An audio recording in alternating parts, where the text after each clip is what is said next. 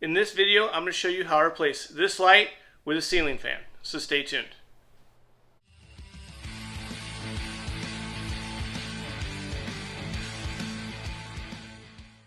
What's going on, guys? Welcome to the dude's bedroom.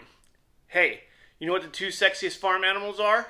Brown chicken, brown cow. Just kidding.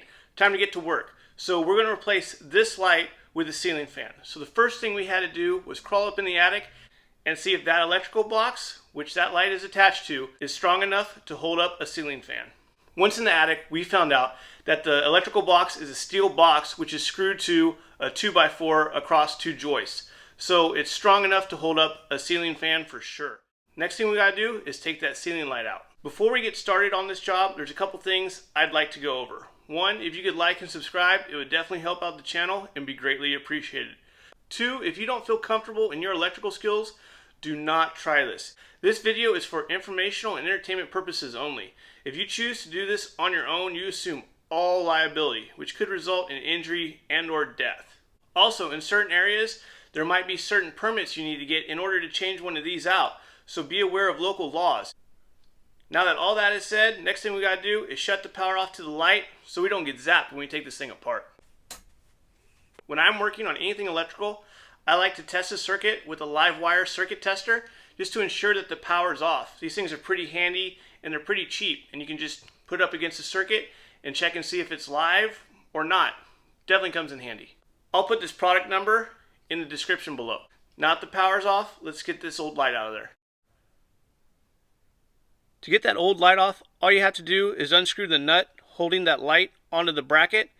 Take that nut off and the light will just come down, so be careful you don't drop it.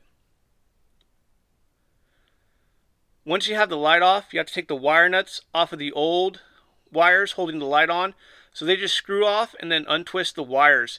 Be sure the power's off before you touch any bare wire, because that's how you get shocked. Once I have the wires disconnected, I take the old wire nut and I put it back on the hot wire, just so you don't get shocked in case the power gets turned on accidentally. Just kind of a safety precaution I do. Now you have to unscrew the old bracket that is screwed into the electrical box in the ceiling. Now all the old stuff is out. These two screws are what holds this box on the 2x4 up in the attic. This is also I believe a 14 4-wire. So it's got two hots. The black and the red are hots. This is a neutral and this is your ground. So we'll be able to put the light on the fan on one of these and the ceiling fan on the other. This ceiling fan only uses 26 watts, which turns out to be about 0.23 amps. So this circuit should be able to handle an extra 0.23 amps, but you might want to check yours at your house. Here's all the stuff that came in the box for the new light. You have the electrical motor, you have the lens, you have the upper canopy cover, you have the lower canopy cover, you have the down rod. Now this is what hangs the light and just screws into the motor and hangs from the ceiling down to the motor. Now you have the upper and lower fan guard. These are the fan blades and electrical components, and the fan blade mounting brackets. Here's the light instruction manual. Now all fans are a little bit different, but pretty much all the same. So they all have to get attached to the ceiling, and they all have to hang down somehow, and they all have a little motor in it that turns it. So that's the basics. So we're going to go through the instructions page by page. The first thing we have to do is get this electric motor attached to the upper fan assembly. So let's do that right now. Always read the instructions before you start anything. The first thing we have to do is remove these 3 screws from the top of the electrical motor.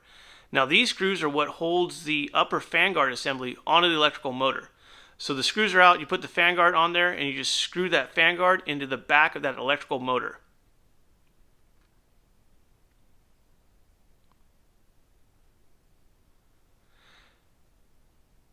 After that's secured, you're going to take the down rod and the lower canopy and put the wires coming from the electrical motor through the down rod.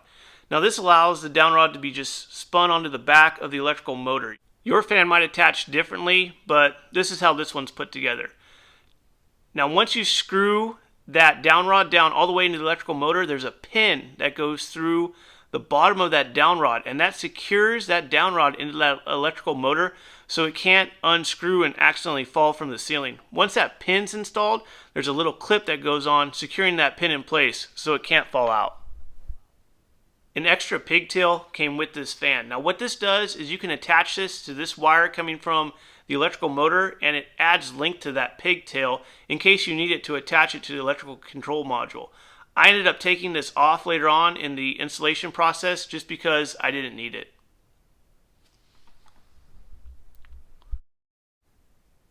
Now this upper canopy should have been installed when the down rod was installed. So you can either take the down rod and everything apart and then install the upper canopy and put it together, or you can take that knob on the top of the down rod off, which is what I chose to do. Pretty simple. I just ended up unscrewing the ground wire that's attached to the down rod, and there's also another screw which held that knob onto that down rod, which you can just unscrew, lower it, take the pin out, and then that just falls right out. Once that's off, just take the upper canopy and the bezel which goes over the screws of the upper canopy, put that back on the down rod, place the wires through it, and then reinstall that knob and then that pin securing it in place along with that ground wire we took off earlier.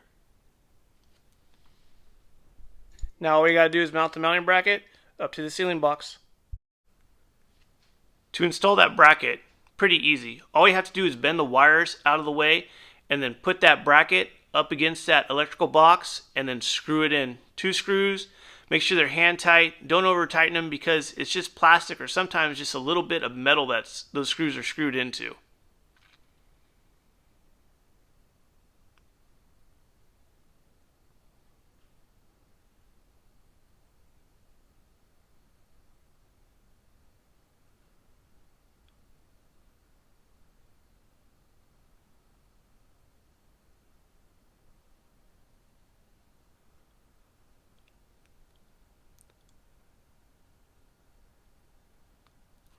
After that bracket's installed, we're going to bend the wires out of the way, and now we're just going to take that down rod with that knob and place it right in there.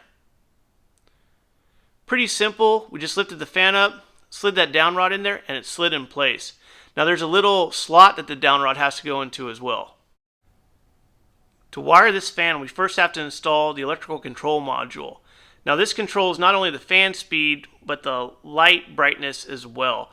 So we're going to slide that right in between the wires in the ceiling and the fan bracket. There's a little slot for it. Once that's slid in place, now it's just time to wire things up. Fans that I've installed in the past, sometimes they have 2 wires which are attached to 2 switches in the wall. One turns on the power for the fan and the other turns on and off the light. This fan isn't like that. It has one switch that powers the light and the fan, and the light brightness is controlled through a remote. So instead of having the 2 hot wires, the black and the red, I had to put a wire nut on one and then twist it up inside of the housing just to get it out of the way. If you end up having to secure one wire or one hot wire in place, always put a wire nut back on the end of it or cover it with electrical tape just so that wire doesn't get turned on accidentally when the power's turned back on and then it shorts out or starts a fire. Once we have that done, all we got to do is just wire the greens to the bare wires, which are also grounds, the hot wires to the black wire coming out of the control module, and then the white neutral to the white neutral coming out of the control module. Very easy setup.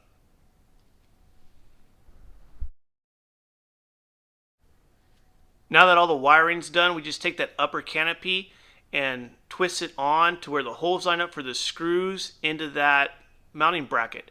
There's 4 screws that hold this upper canopy in place, and once those screws are on, all we do is take that screw cover or that bezel and then we twist it on and then it secures itself. Once all the wiring is complete, it's time to install the fan blades. Now these are kind of small fan blades. Yours might be bigger, but they're pretty easy to put together. Just 3 screws that go into that bracket, and the fan has stickers on it that say this side up. So it was a pretty straightforward assembly. Once the fan blades are put together, all we have to do is screw them into the bottom of the electrical motor. Just 2 screws on each blade, and they were in. This fan's going together pretty quick. Very easy setup. Now let's install the light. There's 3 pieces to light on this fan. There's this bracket, which goes on the electrical motor, and then you have the light itself, which gets screwed onto that bracket, and then after that you have the light lens. The light bracket only has 3 screws which secure it to the electrical motor. After you get those 3 screws in, it's time to install the light. And the light, to install it, you have to first connect the pigtail coming from the electrical motor into the back of the light, so it's got some power to it. Once that's connected, the light just screws onto that bracket and has 2 screws holding it onto the bracket. The lens doesn't have any screws, it just twists on top of the light. Now that the fan's about 90% put together, I like to put it through a functions test. And I'll turn on the light, I'll make sure the light goes bright and dim like it's supposed to. I'll run the fan through the low, high, and medium settings and make sure it's not wobbling.